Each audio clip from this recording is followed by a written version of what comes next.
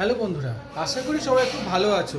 আজকে ঈদের ছুটি, আজকে হবে বাড়িতে সিমুইর পায়েস। সিমুইর পায়েসে কি লাগছে? দুধ তো অবশ্যই লাগবে, পায়েসে দুধ। এদিকে আছে পেস্তা বাদামের গুঁড়ো, এটা হচ্ছে এলাচ গুঁড়ো, ঘি, সিমুই, আর তার সাথে আছে গুড়ের বাতাসা, আছে কাজু, কিশমিশ আর একটু পেস্তা বাদাম। আর সাথে রয়েছে কেশর।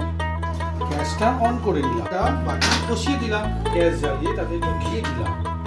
গরম ঘিতে দিলাম সিমুই। ঘিটাকে সবসময় গরম করতে হবে, আর গরম ঘিতে সিমুইটাকে নাড়াতে হবে। একটু ভাজা ভাজা হবে। সিমুইগুলো ভাজা ভাজা হয়ে গেছে, তো সিমুইগুলো এবার তুলে রাখবো। তাকে ঢেলে দিলাম। এতে এলাচ গুঁড়ো দিচ্ছি, আলমন্ডের গুঁড়ো দিচ্ছি, পেস্তা গুঁড়ো, যা যা দিয়েছি সব নাড়াতে হবে। দিচ্ছি গুড়ের বাতাসা, আর দিয়ে দিচ্ছি কেশর, সুন্দর একটা আসবে কেশরি রং। ভেজে রাখা সবকিছু দিয়ে দিলাম। সবকিছু দিয়ে দুধটা ভালো করে নাড়াতে হবে যাতে তলা না লেগে যায়। দিচ্ছি ঘি, কতটা দেবো? 2 চামচ।